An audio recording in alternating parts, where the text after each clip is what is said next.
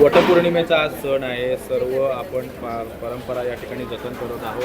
काय एकंदरीत सध्या माहोल आहे, कसं बघता या सणाकडे? नमस्कार. वटपौर्णिमेच्या सगळ्यांना खूप खूप शुभेच्छा. आज हिंदू संस्कृतीतील खूप महत्त्वाचा सण हा वटपौर्णिमा मानला जातो. यात सत्यवान सावित्रीचे महत्त्व हे सांगितले जाते. हे खूप काळापासून म्हणजे जवळजवळ देवांच्या काळापासून सुद्धा हे चाललेलं आहे. या वटपौर्णिमेचं महत्त्व म्हणजे पत्नी ही पतीच्या दीर्घायुष्यासाठी सौभाग्य अखंड सौभाग्य मागते.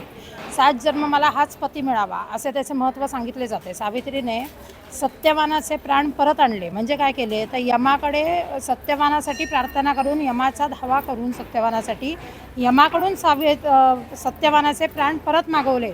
एवढं या सणाचं महत्त्व आहे. त्या सणामुळे आज वटपौर्णिमा ही त्या काळापासून जवळजवळ आत्ताच्या तरुणाईपर्यंतसुद्धा हा सण खूप महत्त्वाचा आहे. याचे जसे जसे शास्त्रात जाल तसे खूप खोलांतर खूप महत्त्व आहे.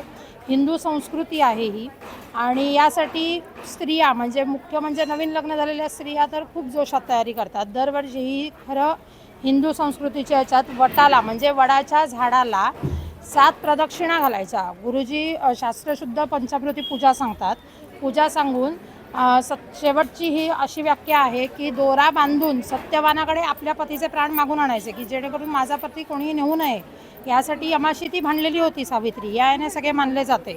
तरुणाईचं म्हणाल तर सकाळपासून आज 2 दिवस तयारी चालते या सणाची. स्त्रिया सकाळपासून म्हणजे आदल्या दिवशी रात्रीपासून दुसऱ्या दिवशी पूर्ण रात्रीपर्यंत उपास करून तिसऱ्या दिवशी हा उपास सोडला जातो. याला आंबा साठ ह्या सगळ्याचे उपासाला नैवेद्य दाखवले जातात. सांगितल्यावर 7 फेरे घालायचे. आणि हिंदू संस्कृतीला सांगायचं म्हणजे आत्ताच्या याला अनुसरून जे काही आत्ता तुमचे ब्रेकअप होतात किंवा तुम्ही आधुनिक काळाप्रमाणे चालू नका असं माझं अजिबात म्हणणं नाही.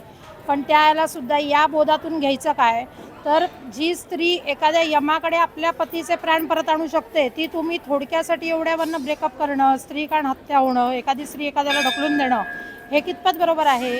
तर हे किंबहुना पूर्णपणे चूक आहे की वाद झाले म्हणून याला हे करणं अपोज जाणं आणि एखाद्याचं प्राण घेणं हे चुकीचंच आहे. जर सावित्री सत्यवानाशी भांडून आपल्या पतीचे प्राण परत आणू शकते तर आत्ता आधुनिक एवढं सायन्स पुढे गेलेलं आहे तुमच्या याला तर तुम्ही का असं करता. तर तुम्ही तांतंत्र बाळगून समजुतीने हे विषय सोडवून हाताळून आणि टाईमपास हा न करता तुम्ही पूर्णपणे एखाद्या माणसाचे पतीचेच नव्हे तर सगळ्या समस्त पुरुष वर्गाचा आदर करायलाच हवा.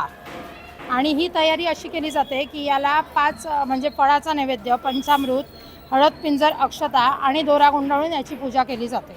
धन्यवाद.